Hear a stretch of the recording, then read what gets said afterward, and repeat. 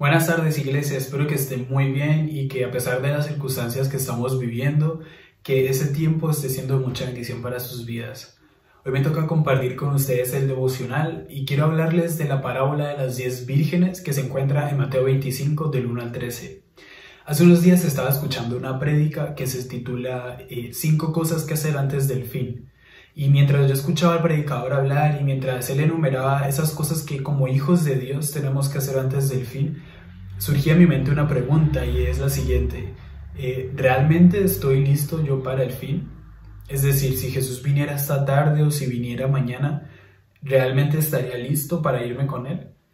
Y mientras meditaba sobre esta pregunta venía a mi mente esta parábola, ¿no? Pero antes de leerla tenemos que entender el contexto. Desde el capítulo 24 y durante todo el capítulo 25, Jesús está en el Monte de los Olivos hablando con los discípulos y lo que les está diciendo les está contando las cosas que tienen que ocurrir antes del fin y antes de su regreso a la tierra. Pero sobre todo está recalcando la importancia y la necesidad de estar alertas, pero también de estar listos y preparados para cuando esto ocurra. Entonces vamos a leerla. Dice: el reino del cielo será como 10 damas de honor, que tomaron sus lámparas y salieron para encontrarse con el novio. 5 de ellas eran necias y 5 sabias. Las 5 que eran necias no llevaron suficiente aceite de oliva para sus lámparas, pero las otras 5 fueron tan sabias que llevaron aceite extra. Como el novio se demoró, a todas les dio sueño y se durmieron. A la medianoche se despertaron ante el grito de «Miren, ya viene el novio, salgan a recibirlo». Todas las damas de honor se levantaron y prepararon sus lámparas. Entonces las 5 necias le pidieron a las otras: «Por favor, denos un poco de aceite, porque nuestras lámparas se están apagando». Sin embargo, las 5 sabias le contestaron: «No tenemos suficiente aceite para todas. Vayan a una tienda y compren un poco para ustedes». Pero durante el lapso en que se fueron a comprar aceite, llegó el novio. Entonces las que estaban listas entraron con él a la fiesta de bodas y se cerró la puerta con llave. Más tarde, cuando regresaron las otras 5 damas de honor, se quedaron afuera y llamaron: «Señor, Señor, ábranos la puerta». Pero él les respondió: «Créanme, no las conozco, así que ustedes también deben estar alerta, porque no saben ni el día ni la hora de mi regreso». En esta parábola que Jesús les está contando a los discípulos, está comparando el reino de los cielos con una fiesta de bodas en la que las damas de honor deben estar listas para salir a recibir al novio. En la época de los judíos, las bodas se llevaban a cabo como si fuera una procesión, es decir, el novio salía de su casa acompañado por los padrinos e iba caminando con ellos hacia la casa de la novia para recogerla, ¿no? Y una vez allí, después de que los padres de ella les diera su bendición, volvían a la casa del novio para realizar pues la boda, para hacer la fiesta. Entonces las personas que estaban invitadas se podían unir al novio en su travesía desde su casa hacia la casa de la novia, y si no lo hacían en ese momento, lo podían hacer a la vuelta cuando ellos ya regresaran a la casa del novio. Pero la única condición es que ellos, o sea, los invitados, tenían que tener una lámpara, porque las bodas se llevaban a cabo por la noche, más concretamente cerca de la medianoche.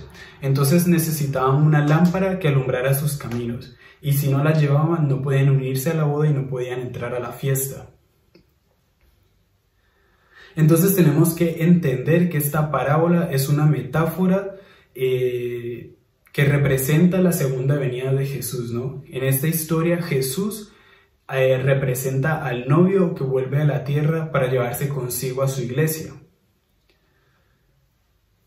Y aquí vemos que las 5 damas de honor, 5 de ellas concretamente fueron tan sabias o tan inteligentes que no solo cogieron aceite para mantener sus lámparas encendidas mientras esperaban, sino que además cogieron aceite extra para rellenar sus lámparas cuando se les empezara a acabar el aceite y esta empezara a apagarse. En cambio, las otras 5 no fueron tan inteligentes ni tan sabias. Dicen que fueron necias porque solo cogieron el aceite que necesitaban para ese momento y no cogieron aceite extra para tener de repuesto si se les empezaba a terminar. Entonces, en esta historia podemos identificar la importancia no solo de que las lámparas tuvieran aceite, sino de que estas lámparas estuvieran llenas. Es como si las lámparas representaran un billete hacia la vida eterna con Jesús. Y entonces yo decía, ok, Jesús representa al novio y Jesús va a volver por su iglesia y yo soy parte de su iglesia. Entonces, ¿qué puedo hacer yo para tener mi lámpara llena? ¿Qué puedo hacer yo para tener aceite extra por si se me empieza a acabar el aceite y el novio se demora, ¿no? Entonces tenemos que saber que en las escrituras el aceite se representa se muestra como una metáfora que representa al Espíritu Santo. Lo que quiere decir que esta historia nos está hablando de nuestra condición espiritual y de cómo vivimos espiritualmente cada día.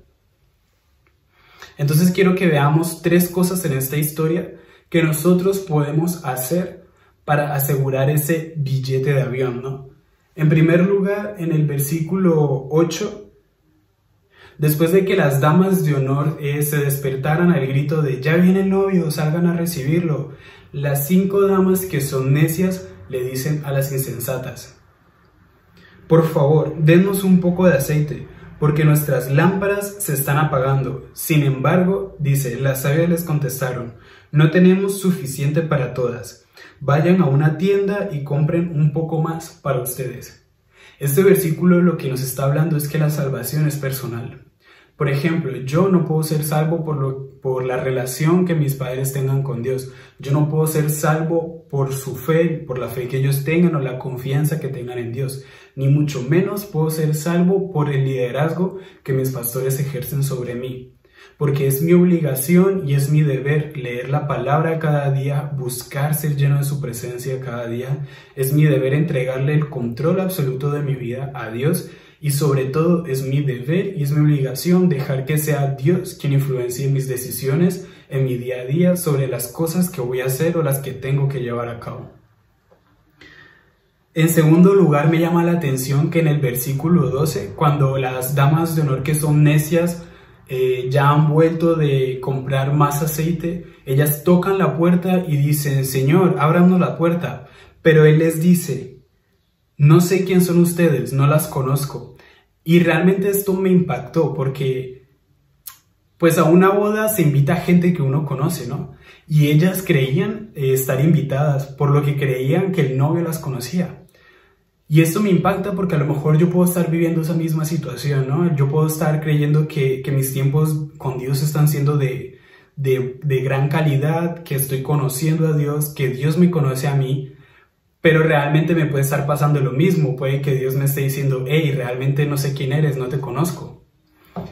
Y esto me lleva a Mateo 7, del 21 al 23, que dice: «No todo el que me llama Señor, Señor, entrará en el reino del cielo. Solo entrarán aquellos que verdaderamente hacen la voluntad de mi Padre que está en el cielo.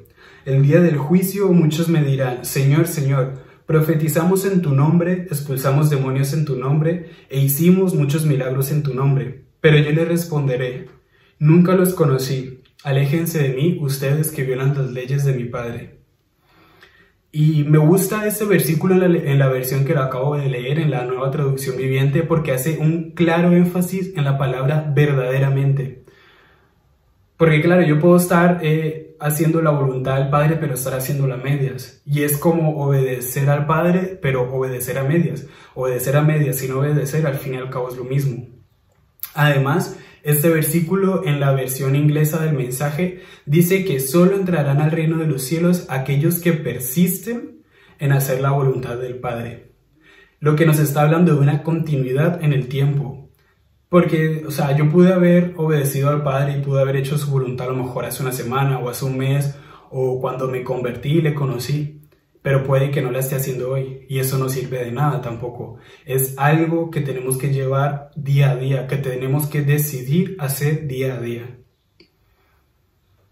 Y por último, en el versículo 13 dice: «Velad pues, porque no sabéis ni el día ni la hora en la que el Hijo del Hombre regresará». Este versículo nos está hablando de que tenemos que guardar y de que tenemos que vigilar cómo estamos viviendo, que tenemos que vigilar qué decisiones estamos tomando, tenemos que vigilar qué estamos pensando, qué estamos haciendo, qué estamos diciendo, tenemos que vigilar todo, sobre todo nuestra relación con Dios.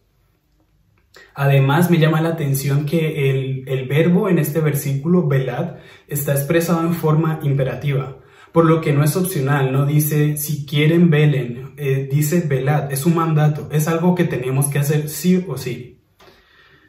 En 1 Tesalonicenses 5:6 dice: así que manténganse en guardia, no dormidos como los demás, estén alertas y lúcidos. Es decir, nosotros no nos podemos dormir como se durmieron las damas de honor. Tenemos que estar despiertos, tenemos que ser diligentes y tenemos que estar alertas de cómo estamos viviendo. Tenemos que ser cuidadosos para que si Jesús vuelve hoy, nuestras lámparas estén lo suficientemente llenas para poder irnos con Él. Iglesia, con esta pregunta te quiero dejar hoy. ¿Tu lámpara está lo suficientemente llena como para brillar intensamente o se está quedando sin aceite y se está apagando? Bueno, iglesia, espero que esta palabra haya sido de gran bendición para tu vida. Espero que Dios te haya hablado con este mensaje. Y nada, iglesia, cuídense. Un saludo.